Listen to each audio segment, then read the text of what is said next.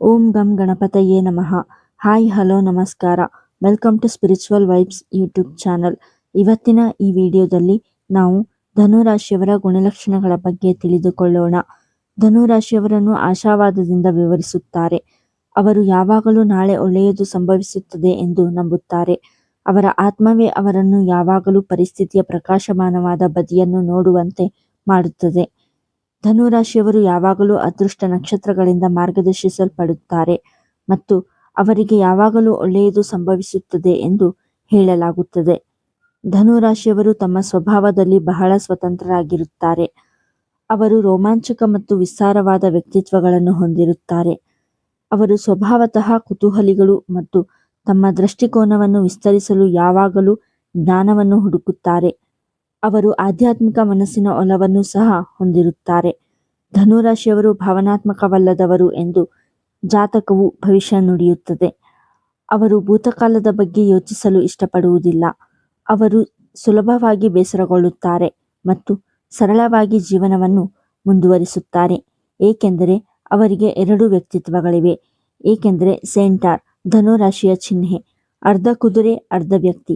ಧನುರಾಶಿಯ ಎರಡು ವ್ಯಕ್ತಿತ್ವಗಳು ಪ್ರಾಣಿ, ಕುದುರೆ, ಆಕ್ರಮಣಕಾರಿ, ದಂಗೆಕೋರ, ಮುಕ್ತವಾಗಿ ಅಲೆದಾಡುವ ಇತ್ಯಾದಿ. ಅವರು ಹೆಚ್ಚು ಆಕರ್ಷಕ, ಸಕ್ರಿಯ, ಜ್ಞಾನವುಳ್ಳ, ಉದಾರ, ನೇರ ಮತ್ತು ಕ್ರಿಯಾತ್ಮಕ, ಆದರೆ ಚಾತುರ್ಯವಿಲ್ಲದವರು.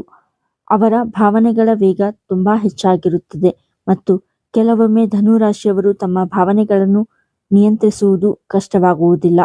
ಅವರು ಆಳವಾಗಿ ಧಾರ್ಮಿಕರು ಮತ್ತು ಧರ್ಮ ಮತ್ತು ರಾಜಕೀಯದ ಪಂಡಿತರು ಆಗಿರುತ್ತಾರೆ.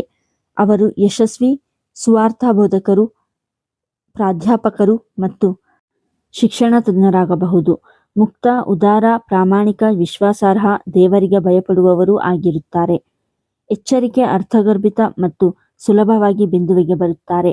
ವ್ಯವಹಾರಗಳಲ್ಲಿ ನೇರ ಮತ್ತು ನ್ಯಾಯದ ಹೆಚ್ಚಿನ ಪ್ರಜ್ಞೆಯನ್ನು ಹೊಂದಿರುತ್ತಾರೆ. ತುಂಬಾ ಸಾಂಪ್ರದಾಯಿಕ ಮತ್ತು ವ್ಯವಹಾರದಂತಿದೆ. ಕೆಲವೊಮ್ಮೆ ಪ್ರಕ್ಷುಬ್ಧ ಮತ್ತು ಅತಿಯಾದ ಆತಂಕ, ದ್ವಂದ್ವ ಸ್ವಭಾವದವರು ಆಗಿರುತ್ತಾರೆ. ಎಲ್ಲದರಲ್ಲೂ ಏನನ್ನಾದರೂ ತಿಳಿದುಕೊಳ್ಳಲು ಬಹುಮುಖಿಯಾಗಿರುತ್ತಾರೆ.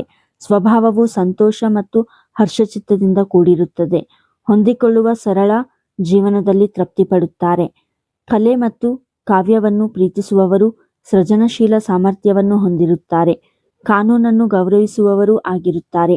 ಕಾನೂನು ವ್ಯವಹಾರಗಳಲ್ಲಿ ವಿರಳವಾಗಿ ತೊಡಗಿಸಿಕೊಳ್ಳುತ್ತಾರೆ. ತತ್ವಶಾಸ್ತ್ರ ಮತ್ತು ನಿಗೂಢ ವಿಷಯಗಳನ್ನು ಕಲಿಯುವ ಬಯಕೆ ಇರುತ್ತದೆ. ಆಹಾರ ಪಾನೀಯಗಳು ಮತ್ತು ವಿರುದ್ಧ ಲಿಂಗದೊಂದಿಗಿನ ಸಂಬಂಧದ ಮೇಲೆ ಕಟ್ಟುನಿಟ್ಟಿನ ನಿಯಂತ್ರಣವನ್ನು ಹೊಂದಿರುತ್ತಾರೆ. ಅಚ್ಚುಕಟ್ಟಾಗಿರುವಿಕೆ, ಕ್ರಮಬದ್ಧತೆ ಮತ್ತು ಶ್ರದ್ಧೆಯು ಯಶಸ್ಸಿಗೆ ಕೊಡುಗೆ ನೀಡುತ್ತದೆ. ಆತ್ಮವಿಶ್ವಾಸವನ್ನು ಹೊಂದಿರುತ್ತಾರೆ. ಕೈಯಲ್ಲಿರುವ ಕೆಲಸವನ್ನು ಎಂದಿಗೂ ಪೂರ್ಣಗೊಳಿಸದೆ ಬಿಡುವುದಿಲ್ಲ. ಸರ್ಕಾರದಿಂದ ಅನುಗ್ರಹವನ್ನು ಪಡೆಯುತ್ತಾರೆ. ಆಸ್ತಿಯನ್ನು ಆನುವಂಶಿಕವಾಗಿ ಪಡೆಯುತ್ತಾರೆ. ಹೆಚ್ಚಿನ ಪ್ರಯಾಣದ ಅಗತ್ಯವಿರುವ ವೃತ್ತಿಗಳು ಸಾಮಾನ್ಯವಾಗಿ ಅವರನ್ನು ಆಕರ್ಷಿಸುತ್ತವೆ, ಏಕೆಂದರೆ ಅವರು ಹೊಸ ಜನರು ಮತ್ತು ಸಂಸ್ಕೃತಿಗಳನ್ನು ಭೇಟಿ ಮಾಡಲು ಮತ್ತು ಅನ್ವೇಷಿಸಲು ಇಷ್ಟಪಡುತ್ತಾರೆ. ಆದ್ದರಿಂದ ಧನುರಾಶಿಯಲ್ಲಿ ಜನಿಸಿದ ಜನರು ಉತ್ತಮ ಪ್ರಯಾಣ ಬರಹಗಾರರು ಅಥವಾ ಪ್ರಯಾಣ ಮಾರ್ಗದರ್ಶಿಗಳಾಗುತ್ತಾರೆ ಎಂಬುದು ಆಶ್ಚರ್ಯವೇನಿಲ್ಲ. ಅವರು ಪ್ರೇರಕವಾಗ್ಮಿಗಳೂ ಆಗಿರಬಹುದು. ಅವರು ಅಂತರ್ಬೋಧೆಯಿಂದ ಕೂಡಿರುವುದರಿಂದ ಮತ್ತು ಇತರರಿಗೆ ಒಳ್ಳೆಯ ಭಾವನೆ ಮೂಡಿಸುವುದು ಹೇಗೆ ಎಂದು ತಿಳಿದಿರುವುದರಿಂದ ಅವರು ಸಾಮಾಜಿಕ ಕಾರಣಗಳಿಗಾಗಿ ಕೆಲಸ ಮಾಡುವಾಗ ಅವರು ಅತ್ಯುತ್ತಮವಾಗಿ ಕಾರ್ಯನಿರ್ವಹಿಸುತ್ತಾರೆ. ಅವರು ಉತ್ತಮ ರಾಜಕಾರಣಿಗಳು, ಮಾನವ ಸಂಪನ್ಮೂಲ ವ್ಯವಸ್ಥಾಪಕರು, ಕಾರ್ಯಕರ್ತರು, ಶಿಕ್ಷಕರು, ತತ್ವಜ್ಞಾನಿಗಳು, ಚಿಕಿತ್ಸಕರು, ವೈದ್ಯರು ಇತ್ಯಾದಿಗಳನ್ನು ಮಾಡುತ್ತಾರೆ. ಶಿಕ್ಷಕರು, ಸಾರ್ವಜನಿಕ ಭಾಷಣಕಾರರು, ಧಾರ್ಮಿಕ ಸಂಸ್ಥೆಯ ಮುಖ್ಯಸ್ಥರು, ನ್ಯಾಯಾಧೀಶರು, ವಕೀಲರು ಇತ್ಯಾದಿಗಳಾಗಿ ಯಶಸ್ವಿಯಾಗುತ್ತಾರೆ. ಧನುರಾಶಿಯವರ ಅದೃಷ್ಟ ರತ್ನ, ಅವರ ಅದೃಷ್ಟದ ರತ್ನ ಹಳದಿ ನೀಲಮಣಿ. ಧನುರಾಶಿಯವರಿಗೆ ಸೂಕ್ತವಾದ ವೃತ್ತಿ ಕ್ರೀಡೆ, ಕಾನೂನು, ಶಿಕ್ಷಣ, ಬೋಧನೆ, ಧರ್ಮೋಪದೇಶ, ಶೈಕ್ಷಣಿಕಕ್ಕೆ ಸಂಬಂಧಿಸಿದ ವೃತ್ತಿಗಳಾಗಿರುತ್ತದೆ. ಧನುರಾಶಿಯವರ ಅದೃಷ್ಟ ಸಂಖ್ಯೆ 5, 6 ಮತ್ತು 8 ಆಗಿರುತ್ತದೆ. ಧನುರಾಶಿಯವರ ಅದೃಷ್ಟ ದಿನ ಗುರುವಾರ, ಬುಧವಾರ, ಶುಕ್ರವಾರ ಮತ್ತು ರವಿವಾರವಾಗಿರುತ್ತದೆ. ಧನುರಾಶಿಯವರ ಅದೃಷ್ಟ ಬಣ್ಣ, ಧನುರಾಶಿಯವರ ಅದೃಷ್ಟದ ಬಣ್ಣಗಳು ಹಳದಿ, ಕಿತ್ತಳೆ ಮತ್ತು ನೇರಳೆ ಬಣ್ಣಗಳಾಗಿವೆ. ಈ ಬಣ್ಣಗಳು ಧನುರಾಶಿಯವರಿಗೆ ಆತ್ಮವಿಶ್ವಾಸ, ಸಮೃದ್ಧಿ ಮತ್ತು ಆಶಾವಾದವನ್ನು ಹೆಚ್ಚಿಸುತ್ತವೆ. ಎಂದು ನಂಬಲಾಗಿದೆ. ಆದರೆ ನೀಲಿ ಮತ್ತು ಕಪ್ಪು ಬಣ್ಣಗಳು ಧನು ರಾಶಿಗೆ ಉತ್ತಮವಲ್ಲ, ಏಕೆಂದರೆ ಅವು ನಕಾರಾತ್ಮಕ ಶಕ್ತಿಯನ್ನು ಆಕರ್ಷಿಸಬಹುದು.